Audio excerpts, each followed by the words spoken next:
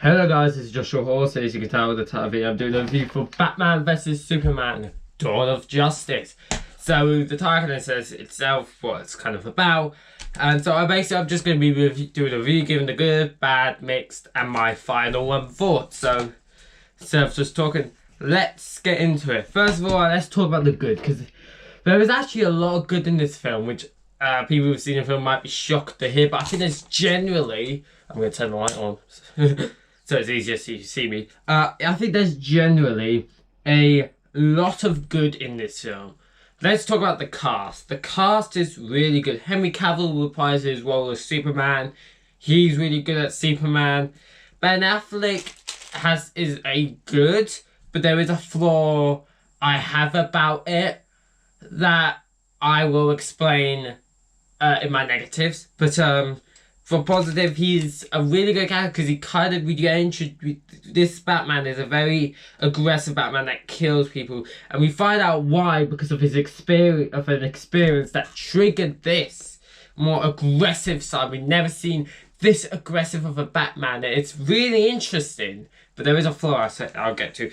Gal Gadot plays Wonder Woman. She knows how to play Wonder Woman. In this film, although she doesn't get all the time, we don't truly understand her character, and whenever she shows up, she always grabs your attention. It's not until the movie, which I'm very looking forward to watching again, is there really a really good character. But you see how good she is as well, but she's still good in this role. Every time she's on screen, she catches your attention, and this build quite nice. This does also important because it builds to a Justice League because of what they've got planned. There was really good stuff in this film about the kind of the plot. Cause it's kind of about this decision of, is Superman right for this one? Is he a good person? Is he a bad person? Is he? They make all these comparisons. What is he? How should we trust him? And that's because of all the destruction he has caused in Man of Steel and the lives he's cost to save more lives. There's a really interesting discussion that is presented in this film, and Batman's kind of obviously thinks, yeah, he's not that great. He's not that great. I want to beat him up and stop him because he thinks he's evil. So, yeah, there was a lot of really interesting stuff in this film. And there's a lot of this stuff that would work in its own movie because there's a lot of different stuff they've got to put into this film, which I'll get more to that in a second. But yeah, there's so much good stuff, like the scenes, the cinematography visually looks brilliant. There's some scenes that give me goosebumps and I get all in the feels. And it does that incredibly well. It gets you invested in those scenes. And there's a lot of that in this film. People don't give this film credit because of the problems that I'm going to get into. But there was a lot of good stuff in this film. And it kind of just shows that. And it's got the continued struggle of Clark Kent's Superman of just what should he do in this situation? Because he doesn't know.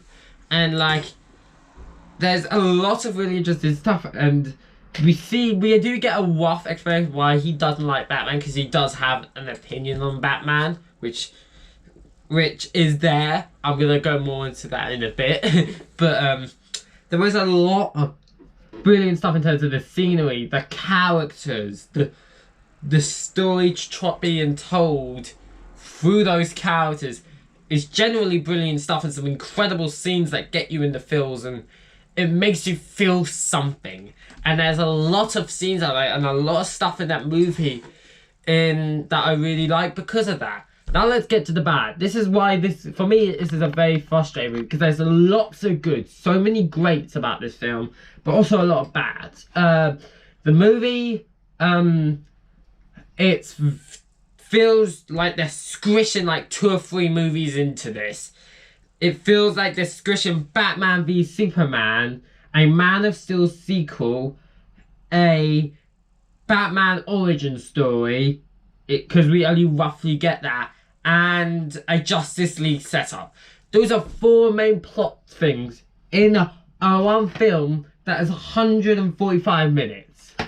So yeah, that's like an hour and 20 minutes, nearly 2.5 hours they've got, which that also comes with another problem in that it does drag. There's a lot of build, which you might like. So this is one of those mixed things I might go into, but it takes a while to really get going, and that you see lots of build because they're trying to make everything has been told to make sense. And I still think I think that isn't Zack Snyder's fault. I think that's just what Warner Brothers told him to do, because basically I think the biggest problem with the early DCEU is that instead of creating its own story and slowly building it to the big payoff, it's trying to play catch up to the MCU,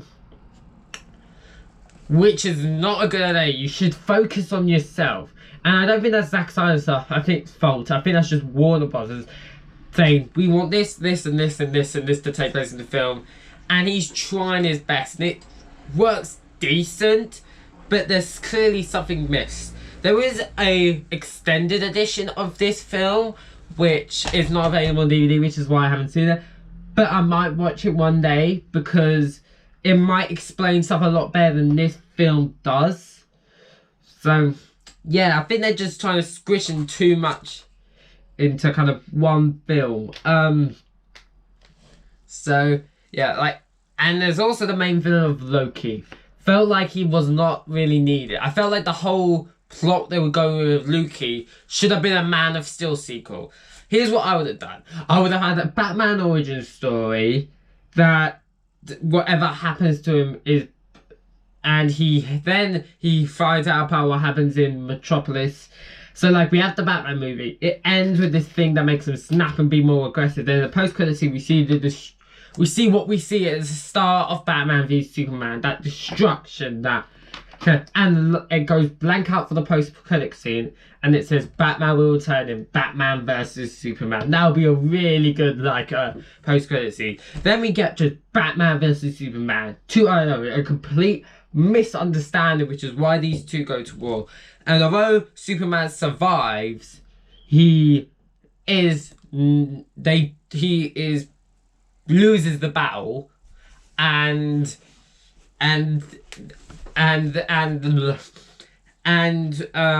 they're still not on good terms, which doesn't get resolved until the second Man of Steel film, Man of Steel: Dawn of Justice, which is what I would call it, and we get the altercation when we get in the movie, but you don't need to build it as much because we already seen it. We already know those characters and why they dislike each other, and Batman wants to finish the job.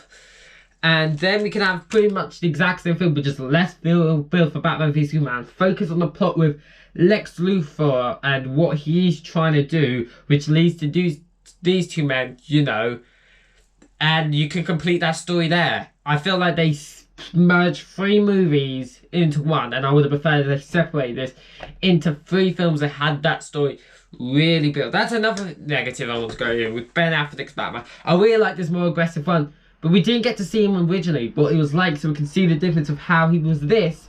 He fell down to this really aggressive, dark place, and because after this film, he slowly builds back up.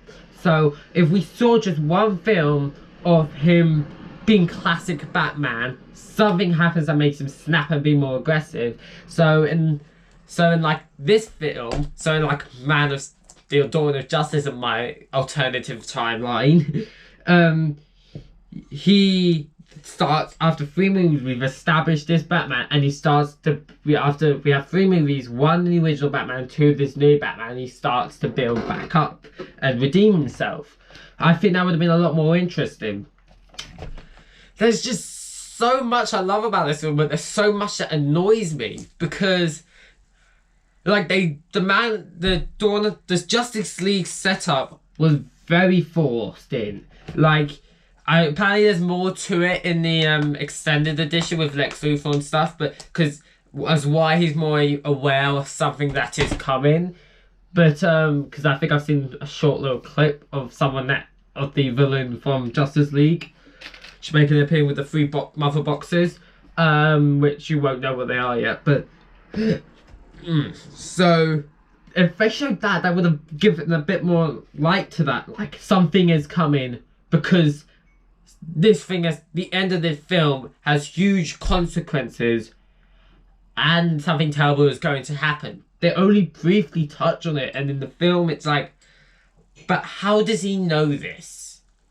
So, yeah. In terms of the mix, it is the really long build. The reason why I put it mainly in mixed is because I understand it, because you know, it's got a lot to build up to and a lot to sort out in this film.